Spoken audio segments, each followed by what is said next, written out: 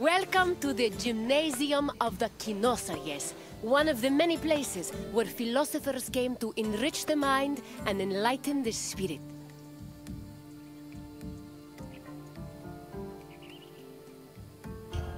My name is Aspasia. Though I am not originally from Athens, I have climbed to the top of its social ladder using my wit and intellect. I've even earned the love of Pericles, one of the most powerful men in the city. The mind truly is a beautiful thing.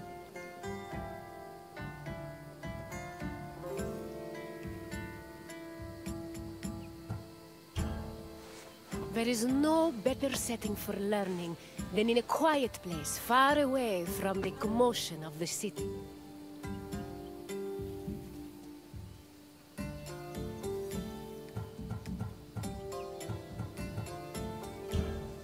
Education held a very important place in Greek society. The most prominent educators were philosophers, whose teachings ranged from everyday rituals to the makeup of the universe. Once your tour is complete, come find me, and we can discuss what you've learned. Farewell for now, wanderer.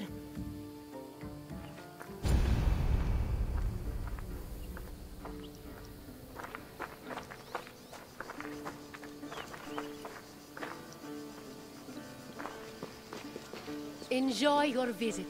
I will see you soon.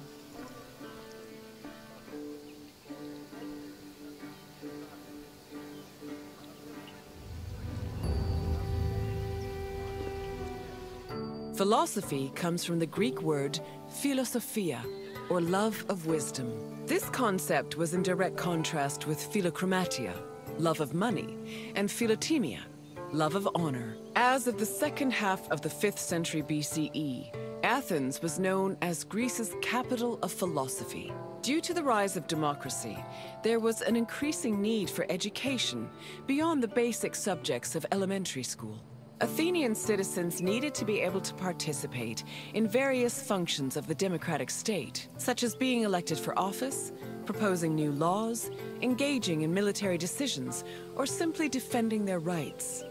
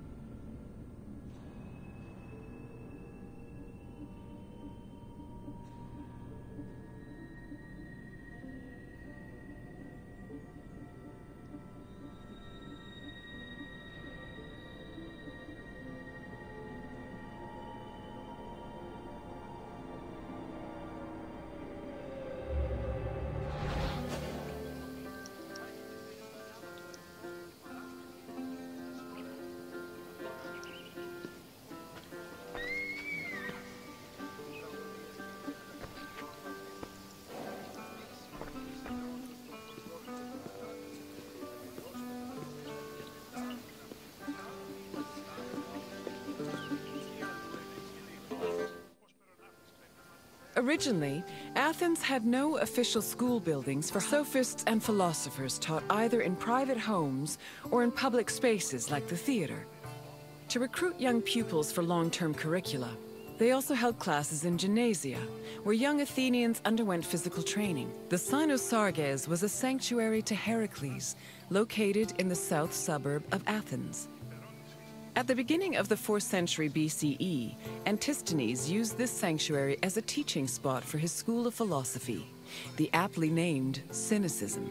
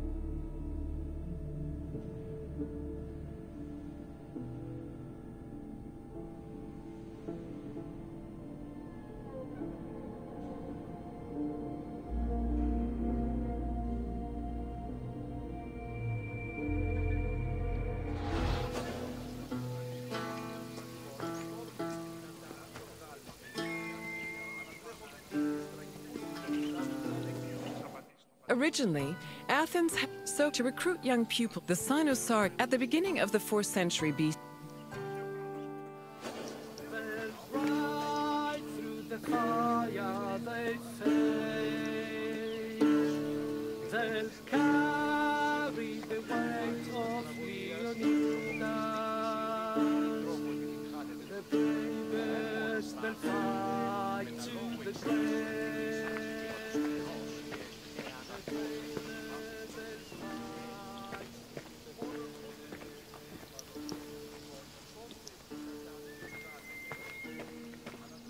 Any free citizen was allowed to involve themselves in the Athenian democratic process.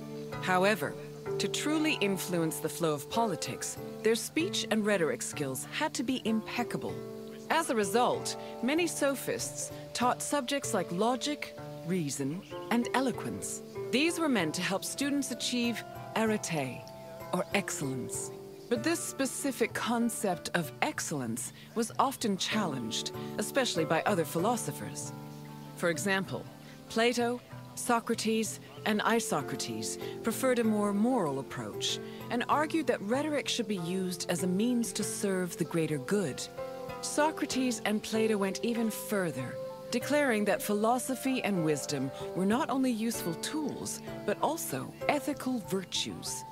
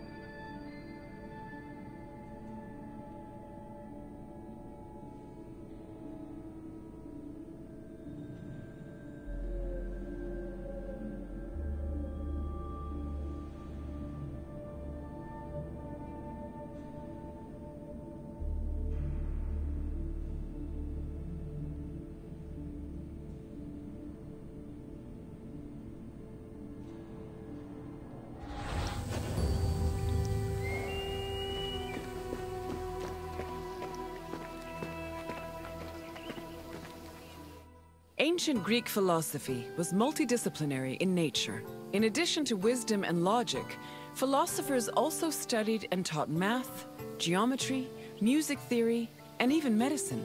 For example, the philosopher Prodicus wrote a treatise called On Human Nature, where he outlined various explanations on human physiology.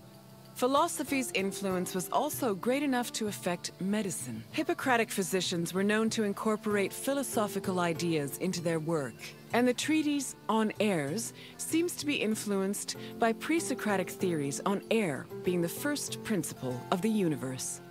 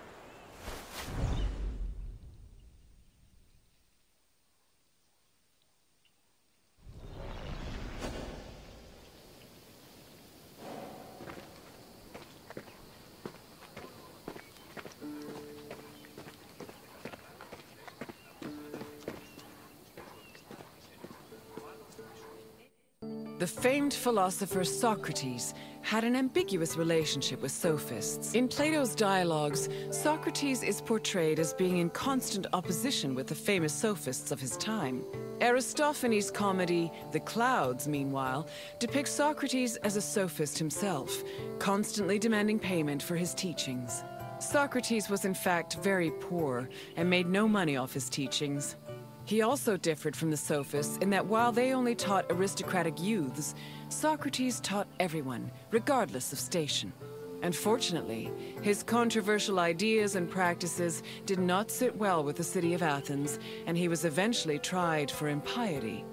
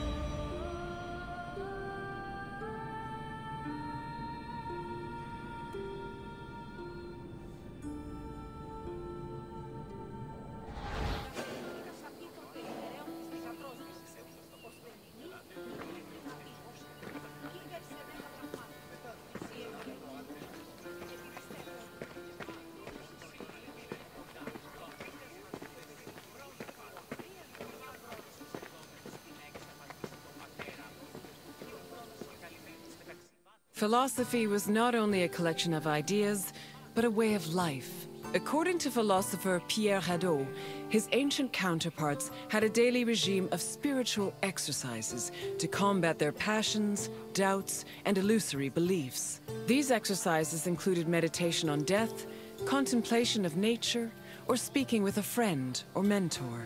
Philosophers also followed specific dress codes and diets. They were also part of a community of masters and students. These communities were created and strengthened in schools. Plato founded such a school in the early 4th century BCE, when he purchased a property in a grove just outside of Athens.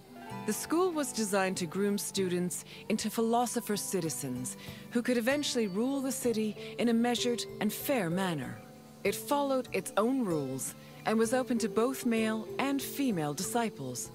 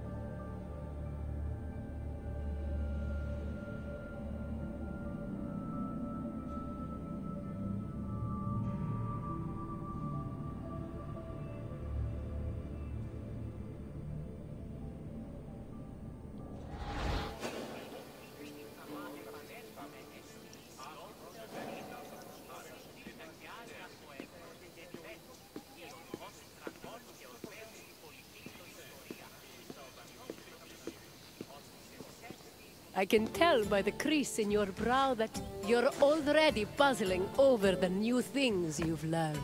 Don't be embarrassed. Even the wisest among us need to ask questions before they search for answers. Is there anything else you'd like to do?